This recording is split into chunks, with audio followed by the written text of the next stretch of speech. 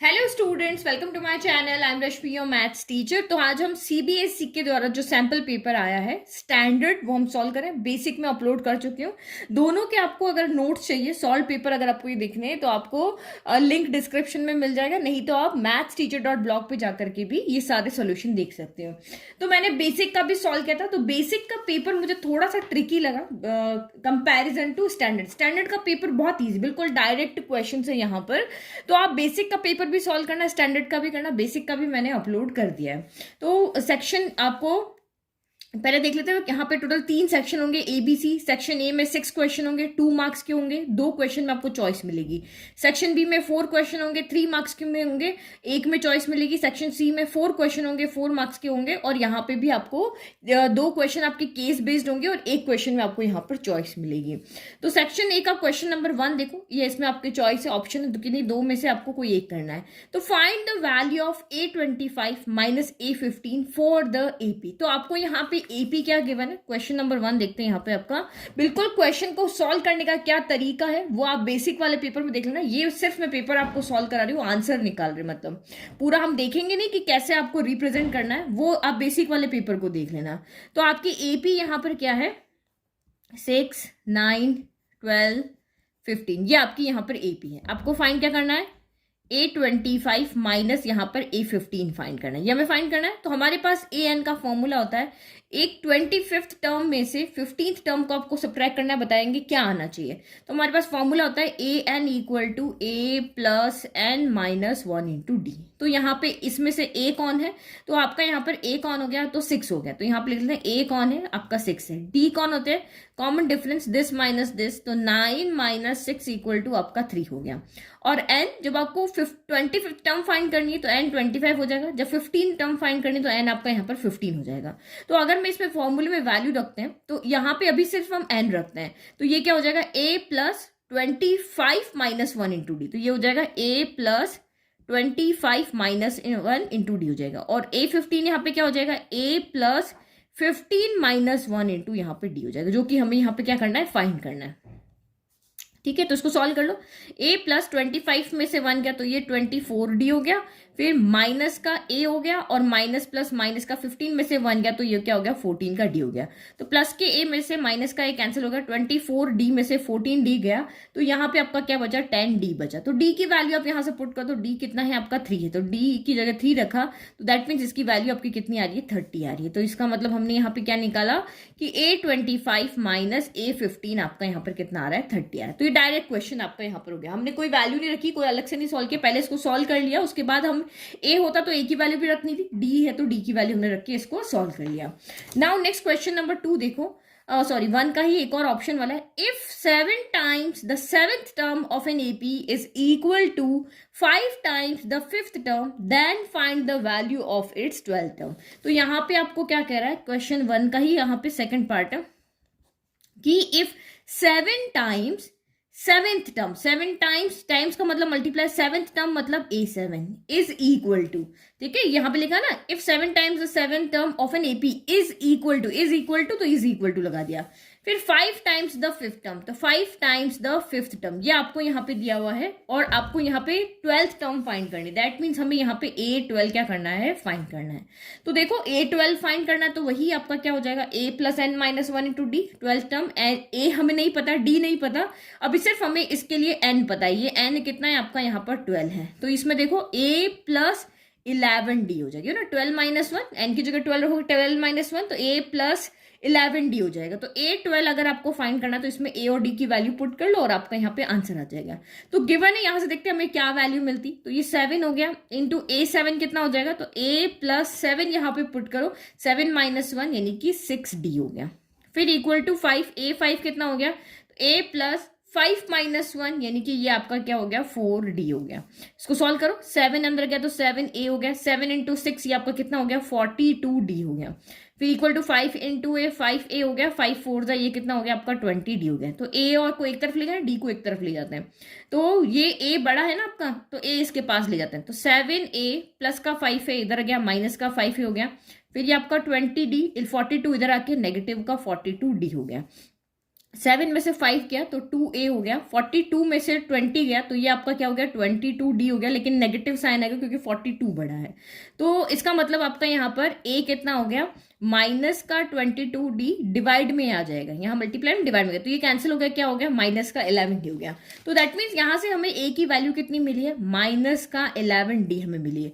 अब ये वैल्यू आप यहाँ पे पुट कर दो तो हमें a12 की वैल्यू मिल जाएगी। a12 में a की जगह रखा माइनस का 11d और यहाँ प्लस का 11d पहले से, तो plus minus minus same term में कैंसिल हो जाएगी, तो a12 आपका यहाँ पर कितना आ गया 0 आ गया। ठीक है, समझ में आ गया। नाउ क्वेश्चन नंबर 2 यहाँ पे देखो, find the value of m so that the quadratic equation, इस क्वेश्चन में आपका मिस प्रिंट है, यहाँ पे प्लस का 9 भी आएगा। ठीक है, find the value of m so that the quadratic equation mx 5x - 6 equal to 0 has equal roots. तो ये जो आपकी इक्वेशन है इसके रूट्स इक्वल है, तब आपको m की वैल्यू फाइंड करनी है। तो आपको कंडीशन पता होनी चाहिए, इक्वल रूट्स कब होते हैं जब आपका d इक्वल टू 0 होता है, क्वाड्रेटिक फॉर्मूला में d इक्वल 0 होता है।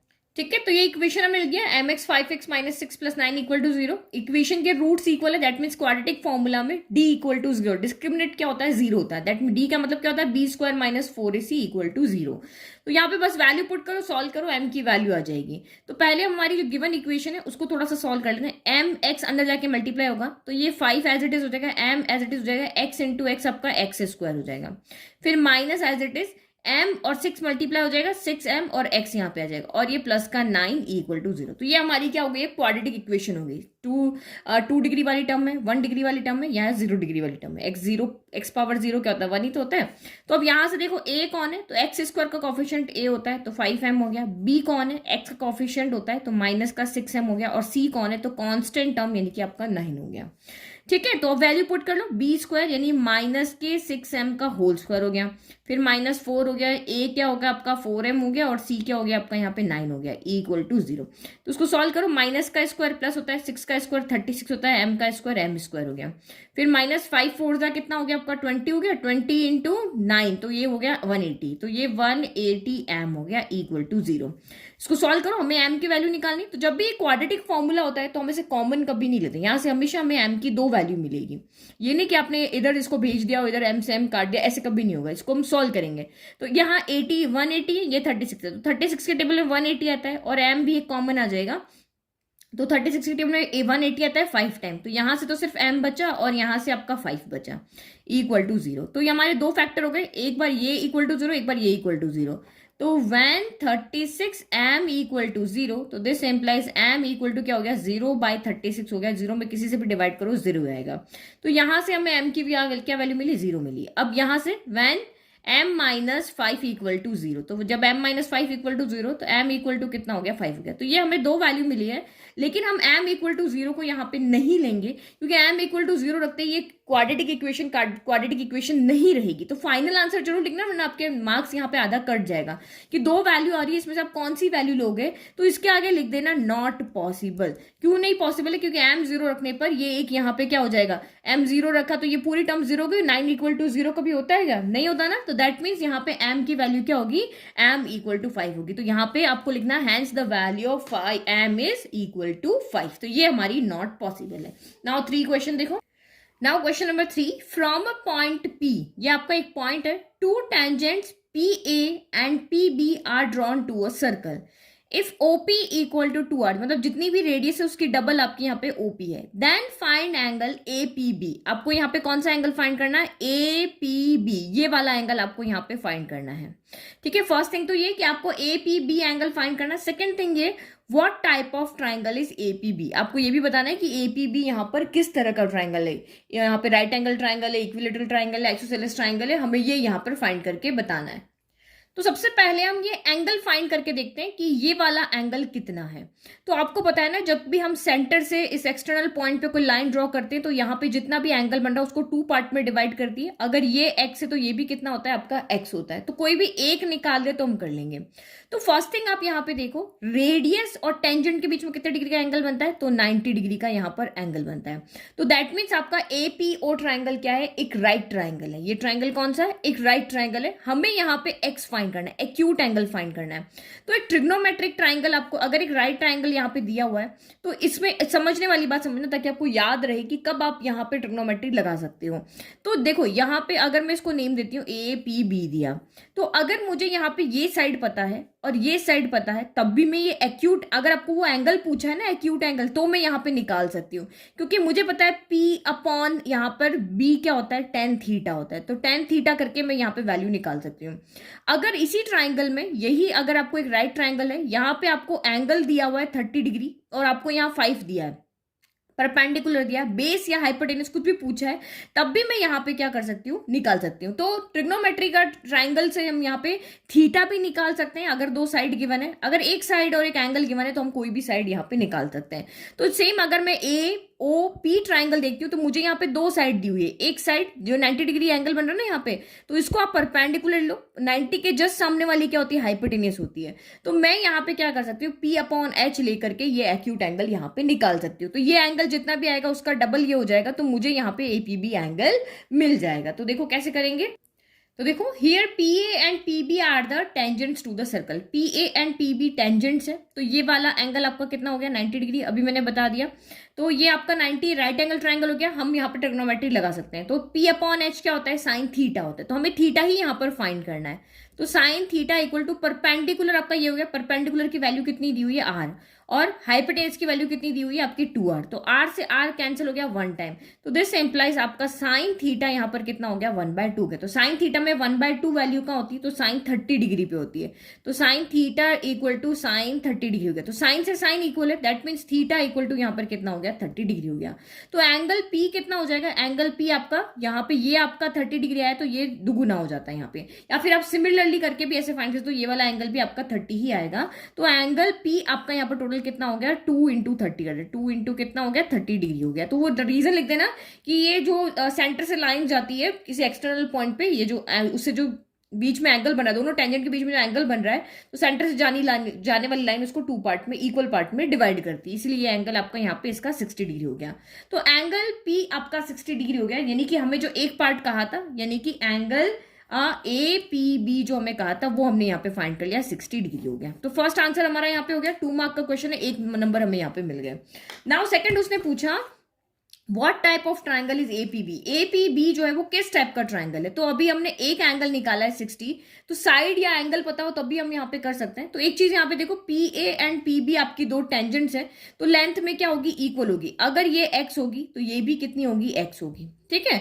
अगर ये दोनों, तो इसका मतलब क्या हो गया, ये एक आइसोसेलेस ट्राइंगल बन गया, तो इनके अपोजिट एंगल्स जो होते हैं वो भी इक्वल होते हैं। ये एंगल अगर आपका यहाँ पर आपका 1 है, तो ये भी एंगल आपका यहाँ पर क्या होगा, 1 होगा। तो हम एक यहाँ पे एंगल सम प्रॉपर्टी लगा करके देखें किस तरह का ट्राइंगल यहाँ पे आता है। देखो ये आपको यहाँ पर 60 गिवन है, ये पूरा 60 अभी हमने कैलकुलेट किया। PA इक्वल टू PB होता है क्योंकि वो टेंजेंट्स होती है, तो ये x है तो ये भी x होगी, तो इनके अपोजिट एंगल्स भी इक्वल होते हैं। इसके अपोजिट एंगल यहाँ पे ये 1 है तो ये भी 1 होगा। तो 1 + 1 + 60 इक्वल टू कितना हो जाएगा, यहाँ पर 180। तो लिखो एंगल 1 + एंगल 1 + 60 डिग्री, यही अभी इसी ट्राइंगल में ही चल रहा है, इसी के अंदर लिख रहे हैं, ठीक है। कितना हो गया, 180 डिग्री। तो आप यहाँ पे क्या लिखोगे, angle sum property in triangle. तो angle 1 + angle 1, 2 of angle 1 equal to 180, 60 इधर गया तो माइनस का 60 हो गया। तो 2 ऑफ एंगल 1 इक्वल टू 1, यहाँ पे क्या हो गया, 120 डिग्री हो गया। तो एंगल 1 कितना आया, 120/2 यानी कि 60 डिग्री है। तो दिस इंप्लाइज, आपने क्या लिखा, एंगल 1 यहाँ पे, या फिर इसको हम यहाँ पे एंगल 1, और ये आपका जो एंगल P है वो भी आपका कितना है, 60 डिग्री है। तो एंगल 1 ये भी 60, ये भी 60 और ये भी 60, दैट मीन्स कि तीनों एंगल आपके जब यहाँ पे 60 डिग्री है, तो जो ट्राइंगल PAB यहाँ पर क्या हो गया, आपका एक equilateral triangle. Triangle PAB is an equilateral triangle. समझ में आ गया, क्योंकि तीनों ही एंगल, यहाँ पे अगर मैंने तीसरे को भी एंगल बन गया तो वो भी लिख लेती हूँ कि तीनों ही एंगल 60 डिग्री, दैट मीन्स ये आपका एक इक्विलेटरल ट्राइंगल है। नाउ नेक्स्ट क्वेश्चन देखो, the curved surface area of a right circular cone is 1 2 3 2 0। तो क्वेश्चन नंबर 4 आपको क्या कह रहा है, एक ये आपका कोन है, ठीक है। तो इसका कर्ड सरफेस एरिया मतलब ये वाला जो एरिया जो घूमने वाला ऊपर होता है ना, कोन जो कैप होती है ना, बर्थडे कैप जो आप इसको टच कर पाते हो, तो उसका कर्ड सरफेस एरिया यहाँ पे क्या दिया है 12320 सेंटीमीटर स्क्वायर दिया हुआ है। If the radius of its base, इसकी बेस की जो हमें रेडियस है वो दी हुई 56 centimetre, then find its height, तो हमें इसकी हाइट फाइंड करनी है। तो हमें पता है कोन में होता क्या है, एक हाइट होती है, एक रेडियस होता है, एक स्लांट हाइट होती है। तो इसका मतलब हमें यहाँ पे हाइट फाइंड करनी है, तो आर और एल आपको पता होनी चाहिए। तो सबसे पहले देखो आर तो आपको गिवन है, आर कितना है आपका 56 सेंटीमीटर है, तो एल आप फाइंड करके लेके आओ। एल अगर आप लेकर के आ गए तो हमें पता है कि फॉर्मूला होता है कि H square equal to L square minus R square, ये हमारे पास हाइट निकालने का फॉर्मूला होता है। ठीक है, तो यहाँ से हम हाइट निकाल के लाते हैं। कर्ड सरफेस एरिया का फॉर्मूला क्या होता है, पाई आर एल होता है। तो पाई आर एल आपको यहाँ पे दिया हुआ है, तो यहां से हम एल निकाल लेंगे। तो पाई की वैल्यू क्या होती है 22/7 होता है। रेडियस आपको पता है कितना 56 इंटू एल इक्वल टू 12320 हो गया। तो एल की वैल्यू निकालो, ये तो 7 से वैसे ही कैंसिल हो गया 8 टाइम, तो एल इक्वल टू 12320 और ये 22 और ये 8 यहां पर आ गया। तो अब आप इसको कैंसिल कर सकते हो, 8 से हम सीधा कैंसिल करते, तो 8 1 जा 8 हो गया, तो यहाँ से 4 बच गया 43, तो 8 5 जा 40, तो अब 3 बच गया 32, 8 4 जा 32 और ये 0 हो गया। फिर 11 से कैंसिल करो, 11 2 जा 22, 11 1 जा 11, 4 बचा, 11 4 जा 44, 0 2 से ये कैंसिल हो गया, तो एल कितना आ गया आपका यहाँ पे 70 आ गया। तो एल कितना आ गया आपका 70 सेंटीमीटर। अब आप यहाँ पे वैल्यू पुट कर लो, तो आपका एच आ जाएगा, तो एच इक्वल टू क्या हो जाएगा under root of L square यानी 70 का स्क्वायर माइनस आर स्क्वायर यानी 56 का स्क्वायर हो गया। तो H equal to A square minus B square का फॉर्मूला लगा लेते हैं, तो ए प्लस बी हो जाएगा और ये यहाँ पे क्या हो जाएगा ए माइनस का बी हो जाएगा। तो ये यहाँ पर आपका ए प्लस बी कितना हो गया 70 प्लस 56 कितना हो जाएगा, तो ये 126 हो गया, और 70 माइनस 56 कितना हो गया, तो ये आपका 14 हो गया। तो बस अब इनके फैक्टर बना लो, तो ये 126 के जब आप इस तरह से फैक्टर बनाओगे 126 2 की टेबल में कितनी बार आया 6 टाइम आया, और ये 3 टाइम हो गया, फिर 3 की टेबल में 2 टाइम, फिर आपका 1 टाइम, फिर 3 की टेबल में 7 टाइम और 1 हो गया। तो ये हो गया 2 इंटू 3 इंटू 3 इंटू 7 हो गया, और 14 के फैक्टर तो हम इजीली लिख सकते हैं 7 इंटू 2 होता है। तो सबकी पैरिंग हो रही है, देखो इनकी हो रही है, इसकी इसके साथ हो रही है, तो एच इक्वल टू कितना हो गया, जिनकी पैरिंग हो रही है वो रूट से बाहर आ जाएंगे, तो एच इक्वल टू कितना हो गया 3 2 जा 6 6 7 जा 42 सेंटीमीटर, यानी एच कितना आ गया आपका 42 सेंटीमीटर आ गया। समझ में आ गया कितना इजी क्वेश्चन था। नाउ नेक्स्ट देखो, Mr. Garg recorded the marks obtained by her student in the following table. She calculated the model marks of the student of the class as 45. उन्होंने यहाँ पे मॉडल मार्क यानी कि आपको mode यहाँ पे कितना दिया हुआ है 45 दिया हुआ है। While printing the data, a blank was left. Find the missing frequency in the table. तो जब उन्होंने डेटा देखा तो यहाँ पे डेटा में क्या हो गया, एक ब्लैंक आ गया, प्रिंटिंग मिस्टेक यहाँ पे हो गया। आपको बताना है ये यहाँ पर क्या है। तो जब भी आपको मोड दिया हो तो एक तो आपको मोड का फॉर्मूला आना चाहिए, चाहे मोड का क्वेश्चन हो, और दूसरा आपको जो मोड दिया है 45 वो कहाँ लाई करेगा, वो यहाँ पे लाई करेगा, वही 40 to 60 के बीच में मोड होगा ना, तो मोड क्लास निकालनी, तो ये आपकी यहाँ पे क्या हो जाएगी मोड क्लास यहाँ पे हो जाएगी। ठीक है, तो मोड क्लास आपकी ये हो गई यहाँ पर। ठीक है, तो ये मैंने यहाँ फिर से टेबल बना दिया क्योंकि वहां समझ में नहीं आ रहा था। तो यहाँ पे 45 कहाँ लाई करेगा, 45 40 to 60 के बीच में ही होगा, तो ये आपका यहाँ पर क्या हो गया मोड क्लास हो गई। तो मोड क्लास आपकी ये हो गई। तो आप यहाँ पे डैश लिखा हुआ है ना, यहाँ पे आप अपनी मर्जी से एफ भी लिख सकते हो, ये एफ लिख दिया हमने। ठीक है, कोई ना कोई वेरिएबल यहाँ पे ले लेते हैं। तो मोड फाइंड करने का फॉर्मूला क्या होता है वो आपको यहाँ पे याद होना चाहिए, mode equal to L plus F1 minus F0 divided by 2F1 minus F0 minus F2 into H होता है। फॉर्मूला तो एटलीस्ट आप याद कर ही लेना। ठीक है, अब 1 by 1 वैल्यू रख दो। तो L क्या होता है लोअर लिमिट, तो लोअर लिमिट आपको यहाँ पे कौन दिख रही है, लोअर लिमिट आपकी यहाँ पे जो भी आपने मोड क्लास बनाई ना उसमें ये 40 जो होगा लोअर लिमिट हो जाएगी। फिर F1, तो ये जो हमारी मोड क्लास होती है वो F1 होता है, इसके ऊपर वाला F0 होता है, इसके नीचे वाला F2 होता है। और H क्या होता है, तो H इन दोनों का सब्ट्रैक्शन, तो H कितना हो गया 60 माइनस 40 यानी कि कितना आ गया 20 आ गया। तो सारी वैल्यू हमने निकाल ली, बस अब आप यहाँ पे वैल्यू पुट कर लो और इसको सॉल्व कर लो। तो मोड आपको दिया हुआ है कितना 45, L कितना है तो 40, F1 माइनस F0, तो F1 कितना है आपका F है, माइनस F0 कितना है तो 10 है। फिर 2F1, तो F1 तो आपका यही है, तो ये 2F हो गया, माइनस F0 तो माइनस 10, F2 कितना हो गया 6 इंटू H कितना हो गया तो 20 हो गया। बस इसको सॉल्व कर लो, तो 45 प्लस का 40 हो जाएगा तो माइनस का 40 हो गया, equal to F minus 10 divided by 2f, minus minus plus होता है तो 10 प्लस 6 16 हो गया, लेकिन साइन आपका नेगेटिव आएगा। ये मल्टीप्लाई में ना यहाँ पे 20, तो इसको हम इधर कहाँ भेज देते हैं, डिवाइड में भेज देते हैं। चलो जब जरूरत होगी तब भेजेंगे, अभी आप कंफ्यूज हो जाओगे, यही रहने दो। 45 में से 40 गया, कितना बचा 5 इक्वल टू f माइनस 10, और ये आपका हो गया 2f माइनस 16 इंटू 20 हो गया। तो इधर वाले को हम उधर भेज देते हैं तो ये थोड़ा सॉल्व हो जाए, तो ये 5 से मल्टीप्लाई हो जाएगा 2f minus 16 equal to f minus 10 into क्या हो गया 20 हो गया। तो देखो इस 5 से 5 के टेबल में 5 आया 1 टाइम, 20 आया 4 टाइम, ये हो गया कैंसिल। तो ये हो जाएगा कितना 2f माइनस 16 इक्वल टू 4 अंदर मल्टीप्लाई करो तो 4f हो गया, माइनस 10 इंटू 4 40 हो गया। f को एक तरफ ले जाते हैं, नंबर को एक तरफ ले जाते हैं, ये 4 बड़ा है ना तो बड़े के पास छोटा आएगा, तो माइनस का 40 उधर जाएगा तो प्लस का 40 माइनस का 16 हो गया।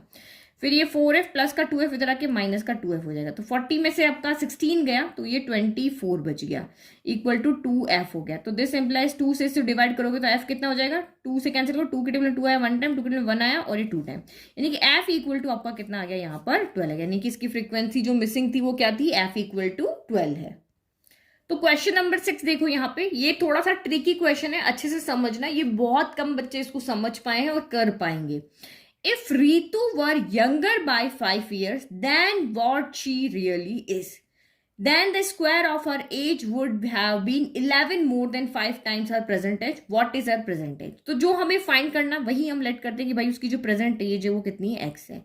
तो यहाँ पे स्टोरी क्या है कि if Ritu were younger by 5 years then what she really is, मतलब आज उसकी जितनी भी एज है एक्चुअल में वो उससे 5 साल छोटी है। तो यहाँ पे रितु क्या है, वो झूठ बोल रही है, सब लोग अपनी एज कम करके बताते हैं लेकिन ये अपनी एज का ज्यादा करके बता रही है। तो लेट की अगर इसने अपनी एज 10 ईयर बताई है तो एक्चुअल में वो 10 ईयर की नहीं है, वो 10 माइनस 5 यानी 5 ईयर्स की है। अगर एक्चुअल में वो 25 ईयर्स की बता रही है अपनी एज की, भाई मैं 25 ईयर्स की हूँ, तो वो जितनी भी वो बता रही है उससे वो 5 साल क्या है छोटी है, वो हमेशा अपनी एज को ज्यादा करके बताती है।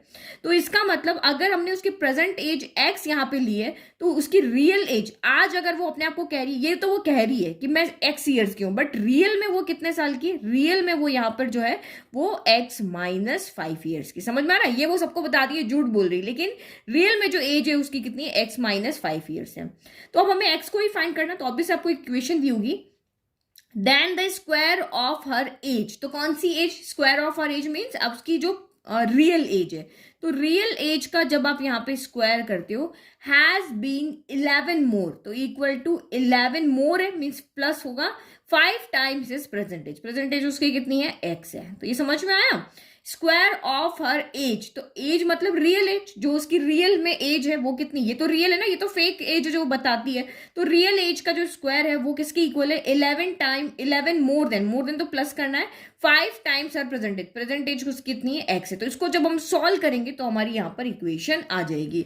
तो बस ये इसी इक्वेशन को यहाँ पे लिख लेते हैं। क्वेश्चन नंबर 6 में इक्वेशन बनाना तो मैंने सिखा दिया, x माइनस 5 का स्क्वायर इक्वल टू 11 प्लस 5 है, जो उसकी अब यहाँ पर प्रेजेंट रियल एज का जो स्क्वायर है वो 11 टाइम मोर है उसकी प्रेजेंट एज के। बस इसको सॉल्व करो और आपकी इक्वेशन आ जाएगी, यहाँ पे x आ जाएगा।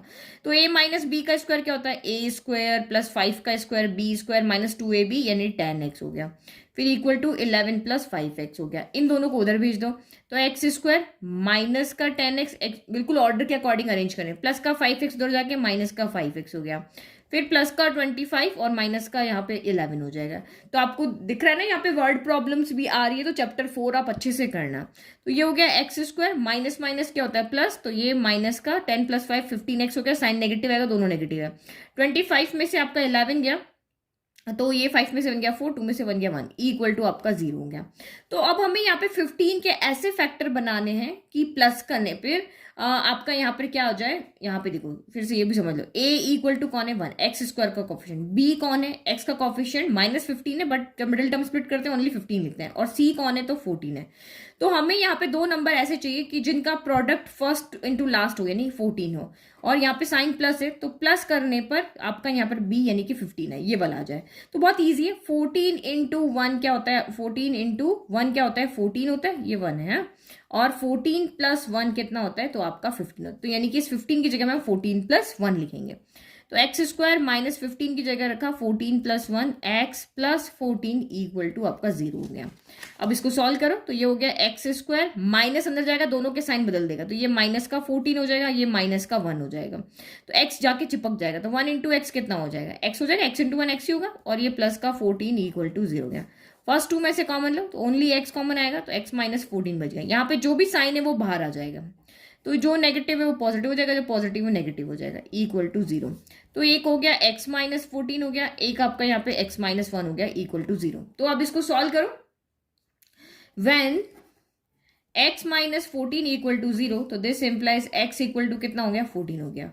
फिर आपका when x minus 1 equal to 0, तो this implies x equal to क्या हो गया, 1 हो गया। तो ये दो आंसर यहाँ पे आ रहे हैं।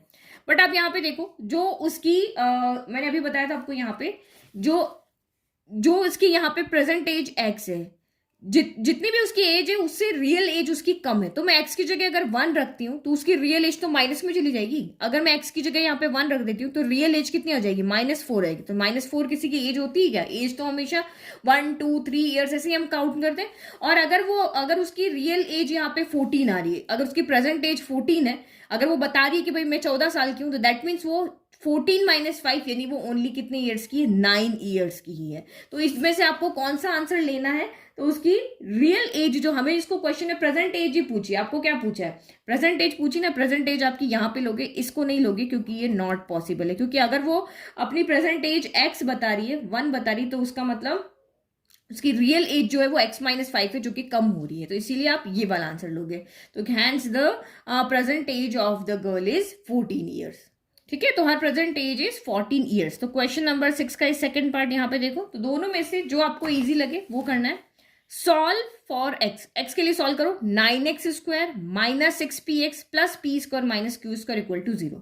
तो जब भी इस तरह की इक्वेशन आपके पास आती है ना, तो इसको मिडिल टर्म से स्प्लिट मत करो। जब भी x के अलावा और वेरिएबल आपको दिख रहे हैं, तो दैट मीन्स वो आप क्वाड्रेटिक फॉर्मूला से सॉल्व करो, वो इजीली सॉल्व हो जाएगी।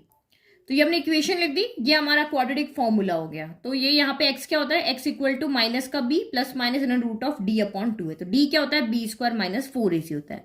तो अब इस इक्वेशन में से आप देख लो a b c कौन है, तो यहाँ पे a कौन है, x स्क्वायर का कोएफिशिएंट यानी कि 9 है। तो b कौन है, x का कोएफिशिएंट यानी माइनस का 6p है। और यहाँ पे आपका c कौन है, तो ये कांस्टेंट टर्म यानी p स्क्वायर माइनस का q स्क्वायर है। तो वैल्यू पुट कर लो यहाँ पे, x इक्वल टू, यहाँ हम ऐसे करें b स्क्वायर माइनस 4ac पहले से कैलकुलेट कर लेते ताकि स्टेप्स ना बढ़े। तो इसमें वैल्यू पुट कर लो, b स्क्वायर यानी कि माइनस के 6p का स्क्वायर, फिर माइनस आपका 4 हो गया, a कितना है तो आपका 9 है, और c कितना है तो p square minus q square है। तो ये कितना हो गया आपका, माइनस का स्क्वायर प्लस होता है, 6 का स्क्वायर 36 हो गया, p का स्क्वायर p स्क्वायर हो गया, फिर माइनस 9 4 जा कितना हो गया, 36 हो गया। तो माइनस का 36 पी स्क्वायर के पास जाएगा, तो माइनस का 36 पी स्क्वायर हो जाएगा, माइनस माइनस क्या हो गया, प्लस हो गया। तो ये अगेन आपका 9 4 जा 36 हो गया, और ये आपका यहाँ पर क्यू स्क्वायर हो जाएगा।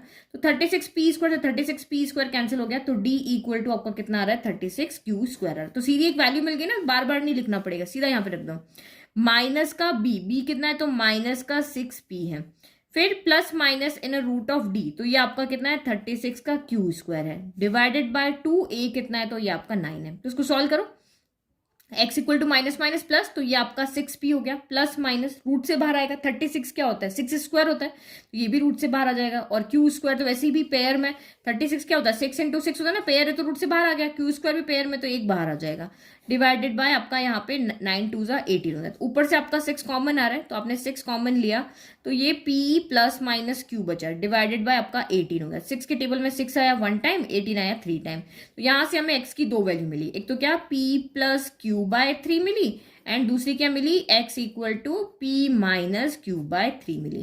तो ये देखो, एक बार हम प्लस के साथ लिख लेंगे और एक बार हम यहाँ पे माइनस के साथ लिख लेंगे, तो एक बार बीच में प्लस माइनस है ना, तो इस तरह से आपको इसको सॉल्व करना है। तो ये एक इक्वेशन है इस तरह की, अगर x के अलावा और भी वेरिएबल आपको दिख रहे हैं p q r, तो इसको हमेशा आप क्वाड्रेटिक फॉर्मूला से ही सॉल्व करो।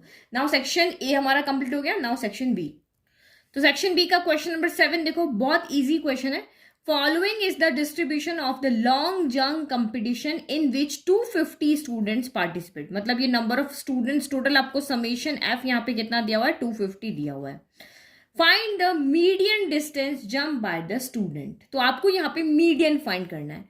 तो ये यहाँ पे मैंने लिख दिया। अब देखो मीडियन का आपको फॉर्मूला पता होना चाहिए कि मीडियन के लिए हमारे पास फॉर्मूला होता है L plus N by two minus C F upon F into H. Formula आप सारे याद कर लेना। तो यहाँ पे L क्या होता है, जो मीडियन क्लास है उसकी लोअर लिमिट होती है। तो हमेशा मोड और मीडियन में आपकी यहाँ पे मोड क्लास भी आएगी, मीडियन क्लास भी आएगी। तो मीडियन क्लास कैसे कैलकुलेट करोगे, तो आप यहाँ पे देखो समेशन एफ यानी एन इक्वल टू हमारा समेशन एफ होता है।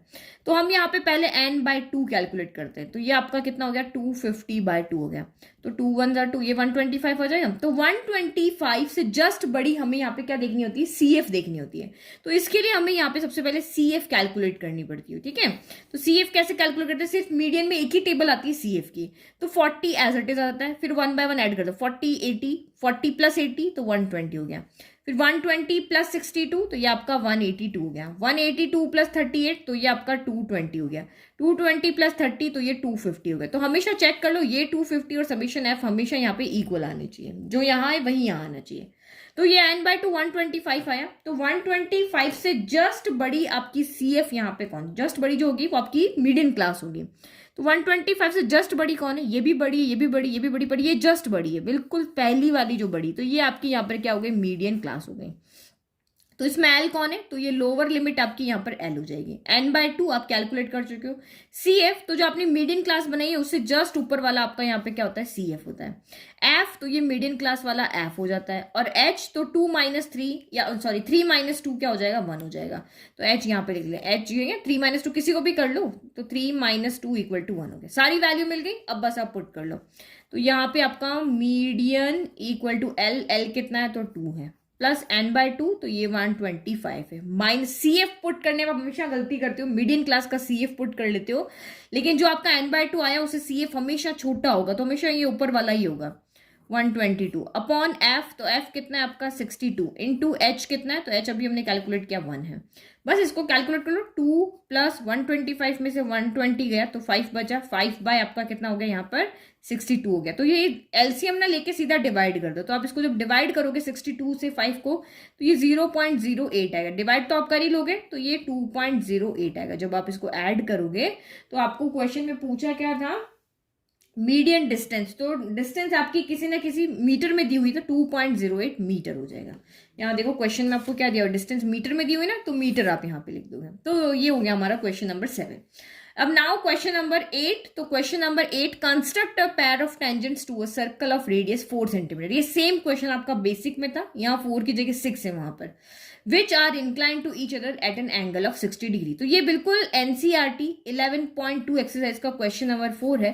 तो आप यूट्यूब पे जाना और class 10th maths exercise 11.2 question number 4 by maths teacher करके सर्च करना, क्योंकि ये मैंने बहुत अच्छे से वहाँ एक्सप्लेन किया हुआ है, यहाँ कम टाइम में मैं समझा नहीं पाऊंगी। तो यहाँ पे स्टेप्स ऑफ कंस्ट्रक्शन भी आपको लिखना है, चाहे 3 मार्क का क्वेश्चन हो चाहे 2 मार्क का। तो ये आप वहां जा करके देख लेना, ठीक है। नहीं तो मैं लिंक इसका डिस्क्रिप्शन बॉक्स में दे दूंगी, वहां से भी आप देख सकते हो।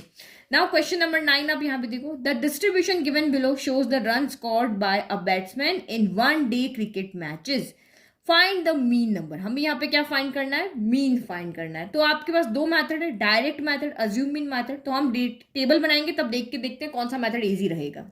तो ये मैंने यहाँ पे टेबल बना दी। अब आपका यहाँ पे देखो मीन फाइंड करने का फॉर्मूला क्या होता है। तो यहाँ पे देखो मीन फाइंड करने का हमारे पास फॉर्मूला होता है, डायरेक्ट मेथड में होता है summation F I x I divided by summation F I होता है। तो समेशन एफ आई तो आपका यहाँ से आ जाएगा, ये आपकी फ्रीक्वेंसी होती है और ये आपका एक्स हो गया। तो समेशन एफ आई इनको ऐड कर दो, 5 + 3 8 9 10 का 0 कैरी 1 2 + 3 5 6 7 ये 12 हो गया। तो 120 आ गया। अब एक्स आई यहाँ पे क्या है, तो ये फ्रीक्वेंसी की आपको मिड वैल्यू निकालनी होती है। तो उस मिड वैल्यू को हम यहाँ पे एक्स आई लिखते हैं। तो वो आपके यहाँ पे कितनी आ जाएगी, दिस प्लस दिस बाय 2। तो यहाँ देखो 40 का डिफरेंस है सब में। तो 40 + 0/2 कितना हो गया, 20 हो गया। अब 40 का डिफरेंस है ना, तो 40 ऐड करते जाओ, बार बार नहीं ऐड करना, डिवाइड करना। 40 पहला निकाल लिया, अब 40 इसमें ऐड कर दो। 40 + 20 60 हो गया, 60 + 40 100 हो गया, 100 + 40 140 हो गया, और ये आपका यहाँ पर 180 हो गया। अब आपका ये एफ आई है, ये एक्स आई है, आप इनको मल्टीप्लाई कर दो। तो इतने बड़े नंबर नहीं है, हम इजीली मल्टीप्लाई कर सकते हैं। तो मैं यहाँ पे डायरेक्ट मैथड ही कर रही हूँ, और आपको भी यही मैथड सबसे ज्यादा क्या लगता है, इजी लगता है, क्योंकि फॉर्मूला बहुत इजी है ना। तो 12 इंटू 2 24, 240 हो गया। 6 इंटू 2 तो ये आपका 1200 हो गया। फिर 35 इंटू 100 तो 3500 हो गया। फिर 14 42 होता है, तो ये 42 हो गया और 20 एज इट आ गया। फिर 23 इंटू 18, ये एक आपको यहाँ मल्टीप्लाई करने पड़ेगा, तो ये जब आप यहाँ पे करोगे तो ये 4140 आएगा। तो एक ही तो सॉल्व करना पड़ा। तो समेशन एफ आई एक्स आई, तो इन दोनों को ऐड करो। जब इन सबको ऐड करोगे तो ये 13280 आएगा। ठीक है, तो बस ये हमारा फॉर्मूला, इसमें वैल्यू पुट कर लो। तो ये हो गया 13280 डिवाइडेड बाय 120, तो ये 0 से 0 कैंसिल हो गया। इसको ऐड करके देखो क्या 3 से डिवाइड होगा, 8 + 2 10 हो गया, 11 और ये आपका 11 और ये 14 हो गया। तो ये आपका 3 से तो डिवाइड नहीं हो रहा, तो देखो 4 से हो जाएगा। 4 3 12 हो गया, 4 3 12 हो गया, 1 बच गया, 4 3 12 और 4 2 8 हो गया। तो 332 डिवाइड बाय 3 है। तो आप इसको जब डिवाइड करके देख लेना तो 110.6 रन आ जाएगा। ठीक है, तो 3 अभी इधर ऐसे डिवाइड तो आप कर लोगे ना, इतना तो मुझे करने की जरूरत नहीं है। 3 से 3 1 3 हो गया, फिर 0, फिर 3 आया, फिर 3 1 3 हो गया, फिर 0, फिर आपने 2 लिया, तो ये तो 2 तो आता नहीं, तो 0 लगाएंगे, तो ये 0 यहाँ भी लगेगा, फिर ये डेसिमल लगेगा, 3 6 18 हो गया। तो ये आपका इस तरह से आंसर आ जाएगा। ठीक है, नाउ नेक्स्ट देखो। नाउ क्वेश्चन नंबर आप देखो 10 में आपके पास ऑप्शन यहाँ पे दिया हुआ है। तो ये सेक्शन बी का चैप्टर 9 का क्वेश्चन है, जिसमें आपको ऑप्शन मिलेगा, क्योंकि बेसिक वाला जो पेपर था उसमें भी सेम यही चैप्टर 9 के क्वेश्चन में आपको ऑप्शन दिया होता। Two vertical poles of different heights are standing 20 meter away from each other on the level ground। देखो यहीं पे पिक्चर बना है, हम यहाँ पे इसका क्वेश्चन जैसे कह रहे हैं ना, 2 वर्टिकल पोल है, डिफरेंट हाइट है, डिफरेंट हाइट है, तो हम एक यहाँ पे छोटा बना लेते हैं और एक यहाँ पे हम बड़ा बना लेते हैं इससे। ठीक है, ये छोटा बना लिया, एक बड़ा बना लिया, और एक दूसरे से कितने डिस्टेंस पर है, 20 मीटर की डिस्टेंस पे है। The angle of elevation of the top of the first pole from the foot of the second pole is 60 degree. तो इसमें से कोई भी फर्स्ट ले लो, कोई भी सेकंड ले लो। ये कह रहा है कि इसके टॉप से दूसरे के फुट तक का एंगल ऑफ एलिवेशन जो है वो आपका यहाँ पर कितना है, 60 डिग्री। तो ये इसका टॉप हो गया, ये इसका फुट हो गया। तो ये एंगल ऑफ एलिवेशन जब भी होगा तो नीचे बनेगा, डिप्रेशन होगा तो ऊपर बनेगा। And angle of elevation of the top of the second pole from the foot of the first pole is 30 degree. तो ये यहां से यहां तक कितना है आपका, 30 डिग्री, इसके टॉप से इसके फुट तक का। Find the difference between the heights of the pole, मतलब इसकी हाइट हम h ले लेते हैं, इसकी हाइट हम कैपिटल H ले लेते हैं।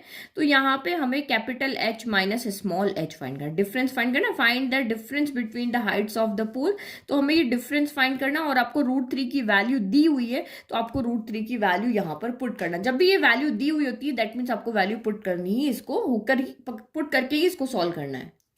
तो यहाँ पे फेयर फिगर बना लिया, 1 बाय 1 ट्राइंगल लेते हैं, एच फाइंड करते हैं। तो पहले मैंने ABD ट्राइंगल लिया, यहाँ पे ये हमें फाइंड करना है, बेस हमें गिवन है। तो परपेंडिकुलर अपॉन बेस क्या होता है, तो tan थीटा होता है। तो tan थीटा हमें पता है, परपेंडिकुलर अपॉन क्या होता है, बेस होता है। अगर बेस अपॉन परपेंडिकुलर लोगे तो ये कॉट थीटा हो जाएगा। तो मेनली आप वैल्यू साइन कॉस और tan में ही इसमें पुट किया करो।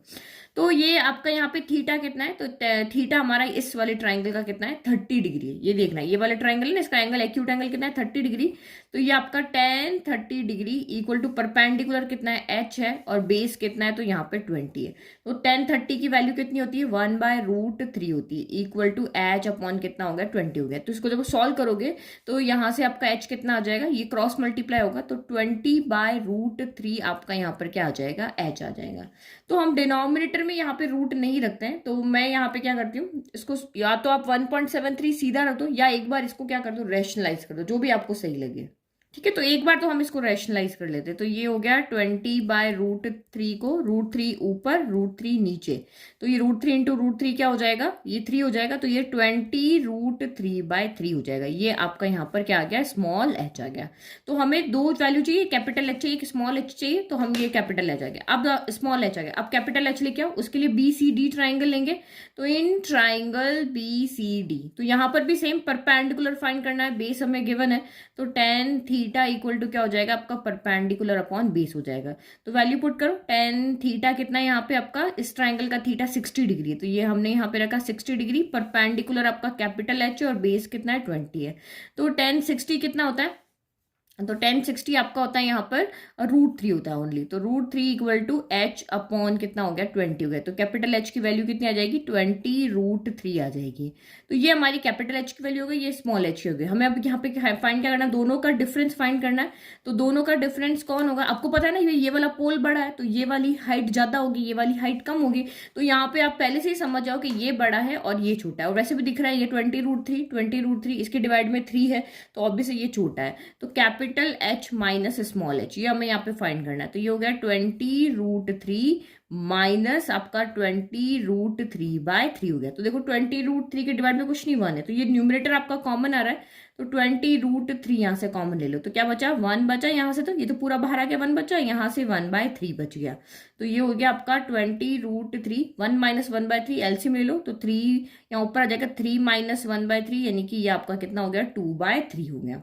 ठीक है, तो ये आपका यहाँ पर क्या हो गया 20 × 2 हो गया 40 divided by 3 as it is है, और √3 की वैल्यू हमें क्वेश्चन में गिवन थी 1.73, यहाँ तक आपको गिवन थी। तो 40 है तो 0 लगा लो, फिर 4 से मल्टीप्लाई कर दो, 4 3 12 का 2 कैरी 1, 28 और ये 29 का 9 कैरी 2, 4 1 4 और 2 6 हो गया। तो 6 9 और 2 नंबर के बाद डेसिमल लग जाएगा, डिवाइडेड बाय 3 हो गया। ठीक है, तो अब इसको जब आप डिवाइड करोगे तो ये आंसर आएगा 23.066 मीटर आ जाएगा। तो यानी कि दोनों पोल की हाइट का डिफरेंस कितना आ रहा है 23.066 मीटर। तो फाइनल आंसर जरूर लिखना, the difference between the heights of the two pole is 23.066 metre. ठीक है, नाउ नेक्स्ट क्वेश्चन देखो, इसी का ऑप्शन वाला है। A boy 1.7 metre tall is standing on a horizontal ground. तो देखो यहाँ पे फिगर बनाते हैं, ये बॉय है, ये 1.7 मीटर इसकी हाइट है, ठीक है, और ये ग्राउंड पे खड़ा हुआ है 50 metre away from a building. तो एक कोई भी एक बिल्डिंग है, यहाँ पर एक बिल्डिंग है, लेकिन वो इससे कितनी दूरी पर है 50 मीटर की दूरी पर है। ठीक है, तो ये 50 मीटर की दूरी पर एक बिल्डिंग है। The angle of elevation of the top of the building from his eye is 60 degree. अब ये बॉय है, अब ये पैरों से तो नहीं देख रहा है, ये कहाँ से देख रहा है अपनी आंखों से देख रहा है। तो एंगल ऑफ एलिवेशन मतलब ये नीचे से ऊपर की तरफ देख रहा है। तो जब भी आप एंगल ऑफ एलिवेशन बनाओगे, एंगल ऑफ डिप्रेशन बनाओगे, जहां से भी वो देख रहा है वहां से पहले एक स्ट्रेट लाइन होती है इस तरह, बिल्कुल ग्राउंड के पैरेलल। ठीक है, ये लाइन ऑफ हो गई, और ये क्या, ये लाइन इसको क्या बोलते हैं, ये हॉरिजॉन्टल लाइन होती है। ये क्या लाइन होती है हॉरिजॉन्टल, और ये क्या होती है लाइन ऑफ साइट। अब ये इस तरह से देख रहा है। ठीक है, अगर हम अभी यहाँ पे एंगल बना रहे थे तो इस जगह पे क्या था, ये इसके टॉप से यहाँ देख रहा था, यहाँ से इसके बीच का जो एंगल था, मतलब वो अगर कोई बंदा है तो वो यहाँ खड़ा होकर देखे, क्योंकि नीचे एंगल बन रहा है, that means angle of elevation है। तो ये जो बॉय है ये अपनी आंखों से देख रहा है, तो एक स्ट्रेट लाइन बनेगी जो हॉरिजॉन्टल के पैरेलल होगी, और ये बिल्डिंग के टॉप को यहाँ पे देख रहा है। तो इस तरह से आपका फिगर बनेगा। ठीक है, फिर और ये एंगल कितना बन रहा है, यहाँ पर 60 डिग्री का एंगल बन रहा है। Calculate the height of the building. तो हमें इस पूरी बिल्डिंग की यहाँ पे क्या निकालनी है, हाइट निकालनी है। तो ऑब्वियसली ये एक हमेशा है कि यहाँ पे क्या बनेगा, रेक्टेंगल बनेगा, क्योंकि बिल्डिंग भी वर्टिकल होगी, बॉय भी वर्टिकल होगा, और ये जो आपकी ग्राउंड है वो हॉरिजॉन्टल होगा, और ये जो ये बॉय देख रहा है ये लाइन भी हॉरिजॉन्टल होती है, ग्राउंड के पैरेलल होती है। तो ये पूरा एक रेक्टेंगल हो जाएगा। ये 50 है तो ये भी 50 होगा, ये 1.7 है तो ये भी आपका 1.7 हो जाएगा। तो मुझे सिर्फ यहाँ से यहाँ तक की डिस्टेंस निकालनी है, और फिर उसमें ये 1.7 को ऐड कर देंगे, तो ये आपकी पूरी बिल्डिंग की क्या आ जाएगी, हाइट आ जाएगी। तो बस वही एक राइट एंगल ट्रायंगल है, फिगर बनाना है बस यहाँ पे, बाकी सारा इजी है। सीधा इस वाले ट्रायंगल में बेस दिया हुआ है, हमें सिर्फ परपेंडिकुलर निकालना है, तो B/P वही 1060 आ जाएगा, और यहाँ पे इजीली सॉल्व हो जाएगा। ठीक है, तो ये फिगर बना लिया। हाइट क्या होगी बिल्डिंग की, स्मॉल h प्लस 1.7 यानी कि BE आपकी हाइट होगी। तो वही 10 थीटा, क्योंकि परपेंडिकुलर और बेस का रेशियो जब भी होता है हम 10 थीटा लगाते हैं। तो थीटा की जगह 60, परपेंडिकुलर की जगह h रख दिया, बेस की जगह 50 रख दिया। तो 1060 आपका कितना होता है, √3 होता है। तो √3 इक्वल टू h/50 हो गया। तो 50 की इधर चला जाएगा, तो ये हो जाएगा 50 √3 मीटर। ये आपकी यहाँ पर क्या हो गई, हाइट हो गई। ठीक है, तो हम यहाँ h की वैल्यू यहाँ पुट कर दें, क्योंकि आपको यहाँ पे क्वेश्चन में h की √3 की वैल्यू दी हुई, तो वो भी हम पुट कर लेते हैं। तो h इक्वल टू 50 इंटू √3 की वैल्यू क्या होती है 1.73 होती है। तो इसको सॉल्व कर लो, 0 एज इट इज, 5 3 15 का 5 कैरी 1, 35 और 1 36 का 6 कैरी 3, 5 1 5 और ये 8 हो गया, और 2 नंबर के बाद डेसिमल यहाँ पे लग जाएगा। ठीक है, now height of the building कितनी है, BE है, वो किसके इक्वल है, h.1.7। तो h कितना आ रहा है आपका 86.50 प्लस 1.7 हो गया, तो ये कितना हो गया 0, और ये आपका टोटल हो जाएगा 88.20 मीटर हो जाएगा। तो ये आपका final, hence the height of the building is 88.20। अब हमेशा यहाँ पे बच्चे क्या गड़बड़ करते हैं, एच निकाल लेते हैं, लेकिन ये फाइनली लिखते तो उनका एक नंबर या आधा नंबर यहाँ पे कट जाएगा। नाउ नेक्स्ट देखो question number 11। The internal and external radii of a spare shell are 3 centimeter and 5 centimetre respectively. तो एक आपका यहाँ पे क्या है, दो स्पेरिकल बॉल है, देखो एक छोटी बॉल है एक बड़ी बॉल है। तो अब यहाँ पे क्या किया है, छोटी बॉल को इस बड़ी स्पेयर के अंदर रख दिया और ये बीच में से क्या है, खाली है। ठीक है, आप इस तरह से सोचो कि एक बड़ी सी फुटबॉल की बॉल है और एक छोटी सी हमारे पास टेनिस बॉल है। तो उस फुटबॉल वाली बॉल के अंदर हमने टेनिस बॉल को रख दिया है। ठीक है, तो ये शेल आपको इसलिए कह रहे हैं कि ये अंदर से क्या है, पूरी खाली है। ठीक है, और दोनों का रेडियस आपको यहाँ पे दिया हुआ है। It is melted and recast into a solid cylinder of diameter 14 centimetre. Find the height of the cylinder. अब इस यहाँ पे जो ये शेल है ना, इसको क्या किया है, मेल्ट किया है और रीकास्ट किया है। किसके अंदर, इसको मेल्ट करके और इन्होंने एक सॉलिड सिलेंडर बनाया। इस तरह से एक सॉलिड क्या बनाया, सिलेंडर बनाया। जैसे मान लो सिलेंडर शेप की एक कैंडल बनाई है और इसकी आपको यहाँ पे क्या दिया, डायमीटर दिया। डायमीटर तो इसका रेडियस कितना हो जाएगा, 7 हो जाएगा। Find the height of the cylinder. इसकी हमें यहाँ पे क्या करनी है, हाइट फाइंड करनी है। इसका रेडियस आपको 3 दिया हुआ है, अंदर वाली का बाहर वाली का आपको 5 दिया हुआ है। Also find the total surface area of the cylinder. तो पहले हम इसकी हाइट निकाल लेते हैं, क्योंकि अगर ये आपको रेडियस पता है, हाइट पता है, तो आपको जो पूछा है वो लिख सकते हो।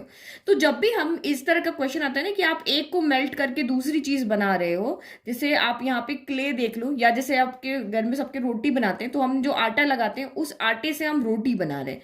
तो सेम यहाँ पे क्या होता है, जितना आपने लोया एक लिया है अपने उसमें से तोड़ के, तो उसी जो आपके हाथ में है आटा, उसी से आप रोटी बना रहे हो। दैट मीन्स यहाँ पे भी हम ऐसे करें, जितने मटेरियल से आपका ये स्पेयर बना रहे हो उसी मटेरियल को रीकास्ट करके हम दूसरी शेप बना रहे हैं। तो जब भी इस तरह का यहाँ पे रीकास्ट वाला क्वेश्चन जब भी आ जाए ना, मेल्ट वाला, तो यहाँ पे समझ आना है कि दोनों के वॉल्यूम को हमें बस इक्वल करना है। एक चीज से हम दूसरी चीज यहाँ पे बना रहे हैं।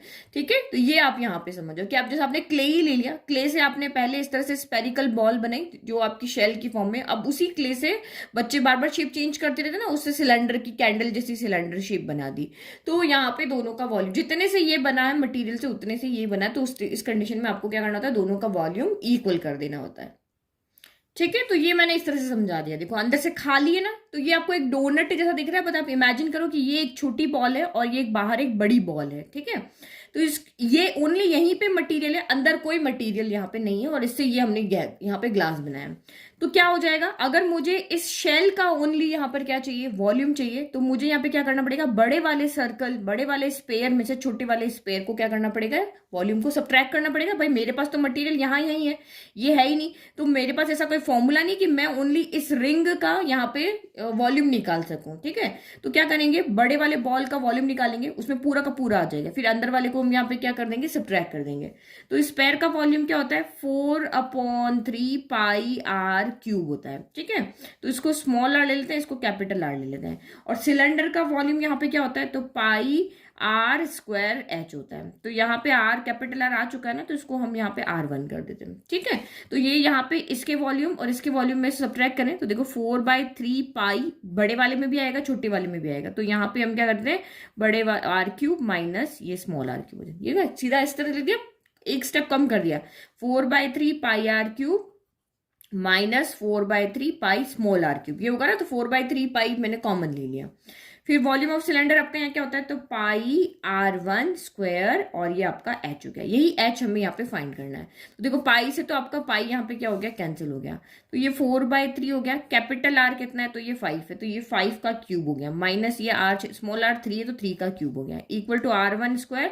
तो इसका आपको यहाँ पे रेडियस दिया हुआ था ना 7, आपको यहाँ पे क्वेश्चन में क्या बोला था कि 14 इसका यहाँ पे क्या है, डायमीटर है। तो रेडियस कितना हो जाएगा यहाँ पर, जो हमने R1 लिया वो कितना हो जाएगा, 7 हो जाएगा। तो ये हो जाएगा आपके 7 का स्क्वायर इंटू आपका कितना है यहाँ पे, ये H हो गया। मैंने कैपिटल H लिया था तो कैपिटल H कर देते हैं बस। अब इसको सॉल्व कर लो, 7 के स्क्वायर को भी उधर भेज देते हैं। तो 4/3, 5 का क्यूब कितना होता है, 125 होता है, 3 का क्यूब कितना होता है, 27 होता है, इक्वल टू 7 का स्क्वायर 49 इंटू आपका H हो गया। तो ये आपका कितना हो गया, 4 इंटू 125 में से 27 गया, तो ये आपका 98 बचा, डिवाइड बाय 3, और ये 49 भी इधर आ जाएगा, इक्वल टू आपका कैपिटल H हो गया। तो बस इसको सॉल्व कर लो, तो ये 7 के टेबल में हो रहा है कैंसिल, 7 7 जा 49 और ये 7 1 जा 7 और ये 28 7 4 जा, तो ये 7 के टेबल में अगेन कैंसिल हो गया, 7 2 जा 14। तो यानी कि यहाँ से आपका h कितना आ गया, तो 8/3 हमारी यहाँ पे हमें यूनिट क्या दी हुई थी, मीटर, मीटर ही दी हुई थी ना, नहीं सेंटीमीटर, तो ये सेंटीमीटर का, यानी कि सिलेंडर की हाइट कितनी है, 8/3 सेंटीमीटर। तो ये तो हो गया फर्स्ट पार्ट। अब आपको क्या पूछा है, also find the total surface area of the cylinder. Total ना भी लिखा हो, ओनली सरफेस एरिया भी लिखा है, तब भी आपको टोटल सरफेस एरिया ही कैलकुलेट करना होता है। तो now total surface area of cylinder, तो क्या फॉर्मूला होता है, फॉर्मूले आपको सारे याद होंगे तो आप इजीली कर लोगे। तो वो होता है आपका 2 पाई, इसका ये वाला टोटल सरफेस एरिया ना, तो देखो इसका एरिया कितना होता है, पाई R1 स्क्वायर हो जाएगा, इसका एरिया कितना हो जाएगा, तो पाई, इसका भी R1 स्क्वायर हो जाएगा, और इसका कितना होता है, तो 2 पाई RH होता है। तो सबको जब ऐड करते हैं तो फॉर्मूला हमारा बनता है 2 पाई, हमने कैपिटल R1 लिया है ना, रेडियस तो सब जगह सेम ही है, 2 पाई R1 H प्लस R1 हो जाएगा, 2 पाई R H प्लस R इसका फॉर्मूला होता है, बट मैंने रेडियस R1 लिया इसलिए R1 लिख दिया। ठीक है, तो ये आपका यहाँ पे हो गया। अब वैल्यू पुट करो, 2 इंटू पाई आपका 22/7, इसकी रेडियस कितनी है, तो आपकी 7 है, हाइट हमने अभी कैलकुलेट की 8/3 है, और ये आपका 7 है। 2 पाई R H plus R formula होता है, 7 से 7 कैंसिल हो गया, ये आपका 44 आ गया, इंटू 7 3 जा कितना हो गया यहाँ पे 28 प्लस 9 7 3 जा 21, 21 प्लस 8 29/3 आ गया। तो बस इसको सॉल्व कर लो, 1276 आपका 3 मीटर स्क्वायर आ गया, नहीं सेंटीमीटर स्क्वायर आ गया। ठीक है, और डिवाइड करके लिखना चाहोगे तो 425.3 सेंटीमीटर स्क्वायर हो जाएगा, ये आपका आंसर हो जाएगा। ऐसे भी छोड़ दोगे तब भी राइट है, ऐसे लिख दोगे तब भी आपका राइट है। तो इजी क्वेश्चन था, बट बस आपको फॉर्मूला यहाँ पे याद होना चाहिए कि स्पेयर के वॉल्यूम का क्या फॉर्मूला होता है, आपके यहाँ पे सिलेंडर के वॉल्यूम का क्या फॉर्मूला होता है, यहाँ पे टोटल सरफेस एरिया का क्या फॉर्मूला होता है। फॉर्मूला आपको बिल्कुल रटे हुए होने चाहिए। फिर ये आपके चैप्टर नंबर 10 से है, तो चैप्टर नंबर 10 में भी आपको यहाँ ऑप्शन मिला हुआ, तो एग्जाम में भी ऐसे ही मिलेगा। Prove that the angle between the two tangents drawn from an external point, a circle, is supplementary to the angle subtended by the line segment joining the points of contact to the center। तो ये आपके exercise 10.2 का question number 2 है। तो आप YouTube पे जाना, class 10th maths exercise 10.2 question number 2 by maths teacher करके सर्च करोगे तो पूरा अच्छे से मैं वहां पे एक्सप्लेन किया, आपको समझ में आ जाएगा। अभी मैं आपको सिंपली यहाँ पे एक्सप्लेन कर देती हूँ, ठीक है, लिखना कैसे वो आप वहां पे जाके देखना। तो यहाँ पे क्या है, prove that the angle between two tangents, तो ये एक सर्कल है, ठीक है, और एक आपके पास यहाँ पे एक्सटर्नल पॉइंट है P, ये लिखा है, यहां रखिएगा। Prove that the angle between the two tangent, tangent कहां से ड्रॉ हुई है, फ्रॉम ए एक्सटर्नल पॉइंट, तो ये एक्सटर्नल पॉइंट P है, इससे हमने सर्कल पे 2 टेंजेंट ड्रॉ किए, तो एक टेंजेंट में यहां ड्रॉ कर देती हूँ, एक टेंजेंट में यहां ड्रॉ कर देती हूँ। तो ये A ले लिया, ये B ले लिया, ठीक है। फिर एंगल इज सप्लीमेंट्री, ये यहाँ पे क्या है, सप्लीमेंट्री भी देखते कहाँ है, टू द एंगल, ये वाला एक एंगल बन गया। अब दूसरा एंगल कहाँ है, supplement subtended by the line segment joining the points of contact to the centre. अब ये यहाँ पे है और इसने क्या किया, सेंटर से भी इसको ज्वाइन करेगी, ये आपका टेंजेंट है ना, यहाँ पे ज्वाइन हुई और ये सेंटर से भी ज्वाइन हुई, ये रेडियस हो गया और ये भी आपका रेडियस हो गया। तो कह रहा है कि ये एंगल और ये एंगल का जो सम है, एंगल 1 प्लस एंगल 2 जो है वो आप शो करके दिखाओ। ये हमें क्या कह रहा है कि एंगल 1 प्लस एंगल 2 जो है वो सप्लीमेंट्री यानी कि 180 डिग्री है, ये आप हमें यहाँ पर शो करके दिखाओ। तो सबसे सिंपल क्वेश्चन है ये।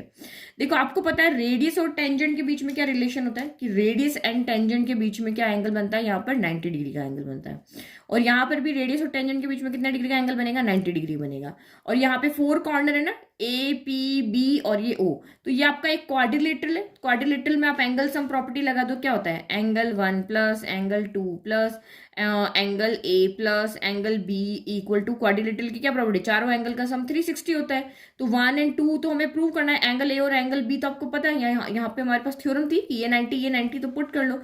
तो angle 1 plus angle 2, angle A भी 90 बी भी 90, 90 प्लस 90 कितना हो गया, 180 हो गया, इक्वल टू 360। तो शो करने के एंगल 1 प्लस एंगल 2 कितना हो जाएगा, 360 माइनस 180, तो ये हो गया 180 डिग्री, ये हमने शो कर दिया। ठीक है, तो ये सिंपली मैंने आपको समझा दिया।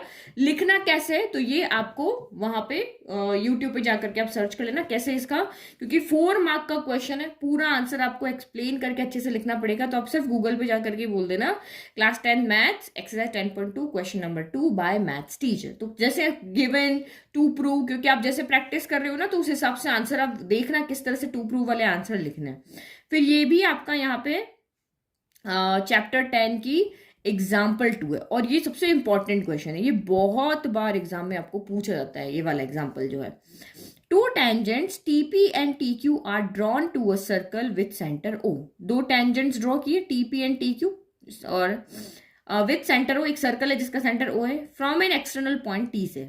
Prove that P T Q, आपको क्या प्रूव करना है, पी टी क्यू ये वाला जो एंगल है वो डबल है किसका, ओपी क्यू का, इससे। मतलब ये वाला अगर यहाँ पे 30 है तो ये 60 है, ये आपको यहाँ पे ये शो करना है। तो देखो ये भी बहुत सिंपल है, देखो मैं यहीं पे आपको लिख करके बताती हूँ। देखा आप वहां पे लेना, 4 मार्क का आंसर है, लिखना आपको आना चाहिए, मैं सिर्फ यहाँ पे क्या कर रही हूँ, आपको एक्सप्लेन कर रही हूँ। ठीक है, तो आप इस फिगर के अंदर अगर हम देखते हैं, तो मैंने यहाँ पे फिगर बना लिया ताकि आपको समझ में आ जाए। बस ये एंगल, इसका डबल हमें प्रूव करना है, ये 30 तो 60 प्रूव करना है। तो क्या क्या इन्फॉर्मेशन हमें गिवन थी कि टीपी एंड टीक्यू दो टेंजेंट है। तो भाई टीपी एंड टीक्यू दो टेंजेंट है, तो टेंजेंट हमेशा लेंथ में क्या होती है, इक्वल होती है। भाई हम यहाँ पे लिख देंगे कि we know that the tangents are equal in length, तो ये दोनों लेंथ में इक्वल है।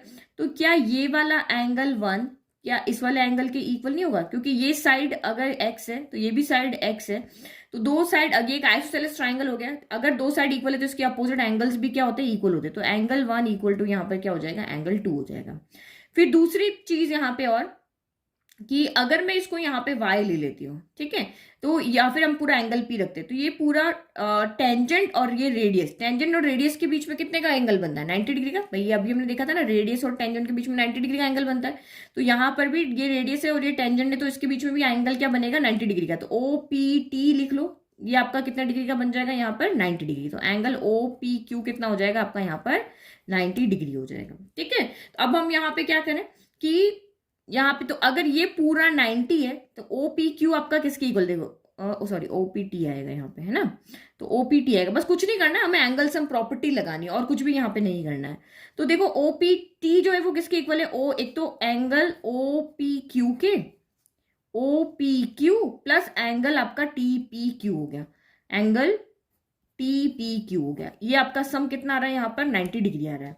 तो आप यहाँ पर फिर देखो एंगल TPQ हमने कितना लिया था, यहाँ पे एंगल 1 लिया था, तो ये हो गया angle OPQ plus angle 1 equal to 90 degree. तो मैं यहाँ से एंगल 1 की वैल्यू निकाल लेती हूँ, एंगल 1 कितना हो गया, 90 माइनस एंगल OPQ है, क्योंकि मुझे OPQ की वैल्यू लानी ना, ये वाला एंगल लेकर के आना है। तो यहाँ तो कुछ होगा नहीं, यहाँ पे तो कुछ नहीं होगा, मुझे इसकी वैल्यू लानी है। तो इसकी वैल्यू लानी तो कैलकुलेशन में ये होना भी चाहिए, इसीलिए मैंने एंगल 1 की वैल्यू इसकी फॉर्म में निकाली कि भाई ये भी यहाँ पर आ जाए। बाकी यहाँ कुछ नहीं होगा, यहाँ कुछ नहीं होगा, ये वाला एंगल मुझे इस फॉर्म में चाहिए, इसीलिए मैं लेकर के, बस अब कुछ नहीं करना है। अब आपको एंगल सम प्रॉपर्टी लगानी है, angle 1 plus angle 2 plus angle T हो गया। तो angle 1 plus angle 2 plus angle T आपका कितना आ जाएगा, यहाँ पे 180 डिग्री आ जाएगा, यही होगा। तो 1 हम 2 में कुछ नहीं कर सकते, टी में कुछ नहीं कर सकते, लेकिन 1 में कर सकते, मुझे इसमें से चेंज करके बस हमारा ये दोनों एंगल बचाने।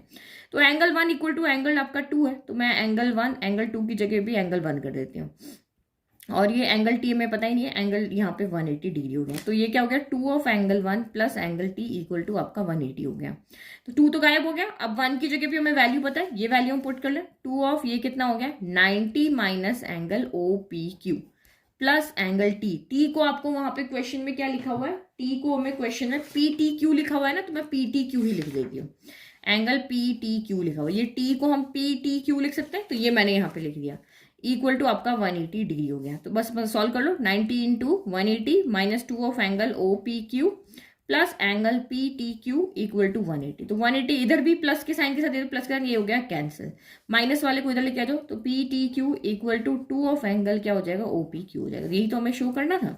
तो कुछ नहीं, आपको यहाँ पे याद रखना है कि भाई ये वाला हमारा ट्राइंगल है, इसमें हम एंगल सम प्रॉपर्टी लगा लेते हैं, ये एंगल इस एंगल के इक्वल होगा, ये तो आपको समझ में आ गया।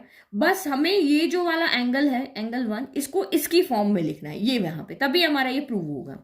अदरवाइज तो आप यहाँ कुछ नहीं कर सकते, यहाँ कुछ नहीं कर सकते, इसी में तो कुछ कर सकते हो। तो इसको इसकी फॉर्म में लिखा और इससे हमारा आंसर यहाँ पे आ गया। नाउ नेक्स्ट देखो, तो नेक्स्ट 2 क्वेश्चन बचे जो हमारे यहाँ पर केस बेस्ड क्वेश्चन है। तो ये ऊपर का तो पूरा ट्रिग्नोमेट्री के बारे में यहाँ पे कुछ लिखा हुआ है, navigation trigonometry is the form of a triangulation forms of the basis of navigation, whether it is by land, sea or air. GPS, a radio navigation system, helps to locate our position on earth with the help of satellite. ठीक है, a guard ये आपको यहाँ पे क्या दिया हुआ है, एक यहाँ पे लाइट हाउस दिया हुआ है, ठीक है, ये दिया light house of Mumbai harbour, picture credit, Times of India travel. तो ये लाइट हाउस है। A guard station at the top of a 240 metre tower. तो ये टावर की लेंथ आपको 240 मीटर दी हुई है। गार्ड क्या है, यहाँ पे बैठा हुआ है, ठीक है, at the top of the, top पे बैठा हुआ है।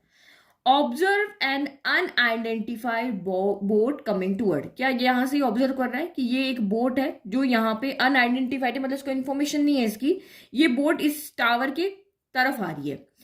अ क्लाइनोमीटर और inclinometer is an instrument use for measuring angle of slopes. तो ये क्या एंगल पे आ रही है उसके पास है, वो चेक कर सकता है।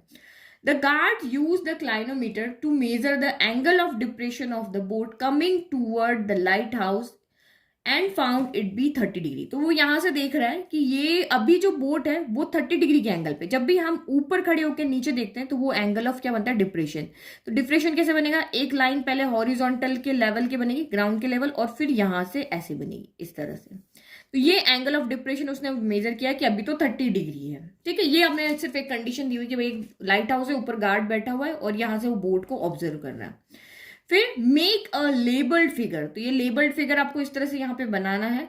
On the basis of the given information and calculate the distance of the boat from the foot of the observation tower. तो ये आपका बोट है, ये ऑब्जर्वेशन टावर का फुट है, तो यहां से यहां तक इसकी कितनी डिस्टेंस है वो हमें यहाँ पे पता करनी है, कि ये आप निकाल करके दिखाओ कि इस बोट की टावर के फुट से डिस्टेंस कितनी है, ठीक है। तो ये हमने फेयर फिगर बना लिया। अब ए बी फाइंड करना है। तो एंगल ऑफ डिप्रेशन जितना होता है उतना ही एंगल ऑफ एलिवेशन होता है, क्योंकि ये लाइन जो है वो ग्राउंड के पैरेलल होती है। तो ये लाइन इसके पैरेलल है, तो ये ऑल्टरनेट एंगल्स क्या होते हैं, इक्वल होते हैं। तो आप हमेशा लिख सकते हो कि angle of elevation equal to angle of depression, ऐसे करके आप एंगल यहाँ पे शिफ्ट कर सकते हो। तो यहाँ पे हमें क्या करना है, बेस फाइंड करना है, ए बी यहाँ पे हमें फाइंड करना है। तो वही परपेंडिकुलर अपॉन बेस हो गया, टेन थीटा इक्वल टू कितना हो गया, परपेंडिकुलर अपॉन बेस हो गया। तो थीटा की जगह आप वैल्यू पुट कर लो यहाँ पर। तो थीटा कितना है आपका यहाँ पर 1030 डिग्री है। परपेंडिकुलर कितना है तो 240, और बेस कितना है तो वो हमें फाइंड करना है ए बी, यही तो फाइंड करना है हमें। तो बस अब आप यहाँ पे वैल्यू रखो। 1030 कितना होता है, 1030 1/√3 होता है। 1/√3 equal to 240 upon A B. Cross multiply करोगे ए बी इंटू 1, तो ए बी हो गया, और ये √3 यहाँ मल्टीप्लाई हो जाएगा, तो 240√3 कितना हो गया यहाँ पे मीटर हो गया। तो ये हमारा यहाँ से क्या आ गया, ए बी आ गया। तो फर्स्ट पार्ट में हो गया सॉल्व। आपको फिगर बनाना था, 1 मार्क मिल गया, सोल्यूशन आपने बता दिया। हैंस द यहाँ पे बिल्कुल क्वेश्चन के अकॉर्डिंग लाइन आपको यहाँ पे लिखनी है। यहाँ पे कहा ना, the distance of the boat from the foot of the observation tower is 240√3 metre. Now अब देखते हैं यहाँ पे सेकंड पार्ट में ये क्या कह रहा है। 2 मार्क्स मिल गए। अब सेकंड देखो, after 10 minutes the guard observe that the boat was approaching the tower. तो ये 10 मिनट के बाद इसने क्या ऑब्जर्व किया कि ये जो बोट है ना ये रुकी नहीं है, ये अप्रोच करी मतलब टावर की तरफ बढ़ रही है, यहां से इधर इधर इधर इस तरह से आ रही है। And its distance from the tower is reduced by 240√3 - 1 metre. तो पहले जो आपकी डिस्टेंस थी 240√3 थी, अब इसकी डिस्टेंस कम हो गई है, पहले से कितनी कम हो गई है 2। अब मैं मानो कि बोट यहां से उठ के यहां आ गई है, तो 240√3 - 1 इतनी डिस्टेंस अब इसने क्या करी है, रिड्यूस हो गई। जितनी पहली थी उतनी कम हो गई है। ये पूरी तो 240√3 थी और अब इतनी कम हो गई है, ठीक है। तो ये आप गड़बड़ मत करना कि ये वाली लिख दो। देखो पहले डिस्टेंस अगर 5 मीटर थी, यहां से यहां तक 5 थी, अब 2 कम होगी तो 2 यहीं पे तो लिखोगे, यहां थोड़ी ना लिखोगे। 3 यहां से तो यहां 3 है, अब 2 कम हुई तो यहां से यहां पे हुई ना, बोट तो यहां से यहां आई है, तो ये ध्यान रखना। He immediately raise the alarm, what was the new angle of depression of the boat from the top of the observation tower। तो ये आपको यहाँ पे क्या कह रहा है कि ये बोट है वो यहां से अब यहां आ गई है, अब उसके ये जो एंगल ऑफ डिप्रेशन बन रहा है वो कितना है, आप यहाँ पे निकाल के बताओ। यहां से यहां तक की डिस्टेंस हमें दी हुई है और आपको बताना है कि ये एंगल ऑफ डिप्रेशन कितना बन रहा है। तो हम ये एंगल निकाल लेंगे तो ये तो हमें अपने आप पता चल जाएगा। तो सेकंड कंडीशन का फिगर आपको अलग बनाना है, बट मैंने इसमें बना दी क्योंकि वहां पे जो आपको क्वेश्चन 1 के अंदर फिगर था वो इसके मार्क्स मिलेंगे, तो सेम मत बनाना, सेकंड का आप अलग से फिगर बनाना, ठीक है। तो अब आपको यहाँ पे क्या कहा कि पहले डिस्टेंस इतनी थी, अब डिस्टेंस इतनी हो गई है, तो आपको यहाँ पे एंगल ऑफ डिप्रेशन बोला। What is the angle of depression, ये एंगल हमें निकाल के दिखाना। तो हम ये वाला एंगल निकालें, ये जितना होगा उतना का उतना ही यहाँ पे होगा, क्योंकि हमें पता है angle of elevation equal to angle of depression होता है। तो लेट की वो थीटा एंगल बना रहा है। तो एक साइड हमें पता है, जब भी आपको थीटा पूछा हो ना तो उस ट्राइंगल की आपको दो साइड पता होनी चाहिए। जब भी आपको थीटा दिया है और साइड पूछिए, आपको कोई भी साइड पूछिए तो एक थीटा और एक साइड पता होनी चाहिए। लेकिन जब थीटा पूछे तो दो साइड आपको पता नहीं, चाहे ये दोनों हो चाहे ये दोनों, कोई भी आपको यहाँ पे पता होनी चाहिए। तो ये एक तरीका क्या है, इस पूरे में से इसको सब्ट्रैक्ट कर देते तो हमें ये ए, यहाँ लेट के अभी वो हमारी यहाँ पे सी पॉइंट पे है, तो सी पॉइंट पे तो हमें ए सी पता चल जाएगा। ठीक है, ये यहाँ से टू, ये बड़ी है ना, बड़ी में से इसको सब्ट्रैक्ट कर दो तो हमें यहाँ पे ए सी पता चल जाएगा, दो साइड पता चल जाएगी तो हम थीटा इजीली निकाल लेंगे। तो आप यहाँ पे लिखो ए सी इक्वल टू क्या हो जाएगा, यहाँ पे आपका ए बी माइनस क्या हो जाएगा, बी सी हो जाएगा। तो ए बी कितना है आपका 240√3 है, माइनस बी सी कितना है तो 240√3 माइनस 1 है। इसको सॉल्व करो, 240√3 माइनस प्लस माइनस तो 240√3 हो गया, माइनस माइनस प्लस तो ये आपका 240 इंटू 1 240 हो गया। तो ये तो आपका कैंसिल हो गया, इक्वल टू कितना हो गया 240 हो गया। तो जब एल और बी इक्वल होते हैं ना तो थीटा 45 होता है। कैसे होता है यहाँ देखो, अब ये हमारा यहाँ पे कितना हो गया 240 आ गया। तो परपेंडिकुलर और बेस हमें यहाँ पे पता है, तो आप यहाँ पे क्या लिखोगे, नाउ परपेंडिकुलर अपॉन बेस क्या होता है, टेन थीटा होता है परपेंडिकुलर अपॉन बेस। तो tan theta equal to perpendicular कितना है 240, बेस कितना है 240, तो 240 की टेबल 240 है वन टाइम। तो टेन थीटा में वन कब आता है 1045 पे आता है, तो ये आपका यहाँ पर क्या हो गया 1045 डिग्री हो गया। तो दिस एम्प्लाइज थीटा कितना आ गया यहाँ पर 45 डिग्री आ गया। समझ में आ गया, जब ये दोनों इक्वल होते हैं तो थीटा यहाँ पे 45 होता है। तो ये तो हो गया हमारा 13। फिर 14 देखो केस बेस्ड, तो ये पुशअप्स के बारे में बता रहा है बंदा। देखो पुशअप्स कर रहा है ना, pushups are the fast and effective exercise for building strength. These are helpful in almost all sports including athletics, while the pushups primarily targets the muscle of the chest. ये तो आप पढ़ लेना, ठीक है, ये कोई हमारा केस से रिलेटेड मतलब कंडीशन आपको दी है। फिर ये आपका नितेश है, जो ये यहाँ पे पुशअप्स कर रहा है ना, ये कौन है आपका नितेश है। तो यहाँ पे क्या कहा है, ये बहुत अच्छे से समझना, ये बहुत अच्छा ट्रिकी क्वेश्चन है, रियल में स्टैंडर्ड लेवल का क्वेश्चन है। Nitesh want to participate in the pushup challenge. जो नितेश है वो पार्टिसिपेट करना चाहता है पुशअप चैलेंज में। He can currently make 300 pushups in 1 hour. अभी वो क्या कर रहा है, एक घंटे में ओनली 300 पुशअप्स ही कर पा रहा है। But he wants to achieve a target of 3900, मतलब उसको क्या करना है 3900 पुशअप्स करने हैं एक घंटे के अंदर। अभी तक तो वो 3000 ही कर पा रहा है, लेकिन उसको 3900 पुशअप्स करने हैं एक घंटे के अंदर। For which he practice regularly, इसके लिए वो क्या कर रहा है, रोज प्रैक्टिस कर रहा है। With each day of practice he is able to make 4 more pushups. तो अगर वो इतने अच्छे से प्रैक्टिस कर रहा है कि फर्स्ट डे उसने अगर 3000 किया है तो नेक्स्ट डे उसमें 5 का इंक्रीज हो रहा है, फिर उसने 5 बढ़ाया, फिर उसने यहाँ पे 5 बढ़ाया और ऐसे ऐसे वो बढ़ाता जा रहा है। और उसका टारगेट क्या है, उसको कहाँ तक जाना है 3900 तक जाना है। ठीक है, as compare to the previous day. हमेशा जो भी पहले किया उससे हमेशा 5 वो बढ़ा बढ़ा करके और पुशअप्स कर रहा है, उसका टारगेट है उसको यहां तक जाना है। If on first day of practice he makes 3000 pushups and continues to practice regularly till his target is achieve. और वो क्या कर रहा है, यहां से उसने स्टार्ट किया, एवरी डे 5 पुशअप्स को बढ़ाता जा रहा है और इतना रेगुलर प्रैक्टिस कर रहा है कि वो अपने टारगेट को क्या कर ले, अचीव कर ले। Keeping the above situation in mind answer the following question. तो ये हमारी यहाँ पे क्या बन रही है, एक एपी बन रही है। पहले दिन उसने इतने किए, दूसरे दिन इतने किए, तीसरे दिन इतने किए, चौथे दिन और 5 बढ़ा देगा, 3000 15 हो जाएंगे, फिर 3000 कितने हो जाएंगे 20 हो जाएंगे। ऐसे करते करते ये उसके टारगेट तक उसको यहाँ पे आना है। फॉर्म एन एपी, तो एपी हमने यहाँ पे बना ली, यही हमारी एपी होगी। Representing the number of pushups पर डेज, ये पहले दिन का, दूसरे दिन का, तीसरे दिन का ये पुशअप्स है। And find the minimum number of days he needs to practice before the day his goal is accomplished। तो यहाँ पे देखो, ये आपको यहाँ पे क्या कह रहा है कि ये उसका ये गोल है, यहाँ पे उसका क्या है, गोल है। तो ये पहला दिन का है, दूसरे दिन का है, तीसरे दिन का है, ये लास्ट डे है। ये कौन सा है, लास्ट डे, उसके गोल को अचीव करने का लास्ट डे। तो इसने कहा कि उसको कितने दिन लगेंगे अपने गोल को अचीव करने में, ये नहीं पूछा है। Find the minimum number of days he needs to practice before the day his goal is complete. तो इस दिन तो उसका गोल क्या हो रहा है, कंप्लीट हो रहा है, तो हमें इससे जस्ट बिफोर वाला डे बताना है। तो पहले हम निकालें कि भाई ये सारा उसका टारगेट अचीव करने में उसको कितने दिन लगे। मान लो कि उसको 15 दिन लगे, तो 15 दिन लगे तो हमें उसमें से एक दिन कम करके बताना है, क्योंकि उसने कहा कि he needs to practice before the day his goal is complete, मतलब उसका गोल पूरा होने से जस्ट पहले कितने दिन लगे वो आपको बताना है। आप कहो कि भाई ये सारा गोल अचीव करने में उसको 20 दिन लगे, तो उससे एक कम, भाई गोल तक आने में उसको 19 दिन लगे। भाई आज तो वो गोल अचीव कर लेगा, तो ये समझने वाली बात है, ठीक है। तो क्वेश्चन अच्छे से समझना। तो पहले हम एपी लिखें। तो टोटल नंबर ऑफ हमें सबसे पहले क्या निकालने, डेज निकालने। तो डेज निकालने मतलब यहाँ पे क्या निकालना है आपको, एन निकालना है। ये समझ लेना, आपको बहुत कंफ्यूजन रहता है। एन निकालना है, ए एन। ये लास्ट टर्म जो होती है ना वो आपकी ए एन होती है। फर्स्ट टर्म को हम A1, इसको A2 कहते हैं, इसको A3। जो ये एन है ना 1, ये first term, second term, third term, ये फोर्थ टर्म। अब आपको ये कह रहा है कि इसमें टोटल कितनी टर्म्स है, तो ये हमारा डे के अकॉर्डिंग कैलकुलेशन है, तो हमें एन निकालना है। तो ए कितना हो गया आपका यहाँ पे, फर्स्ट टर्म क्या होती है 3000।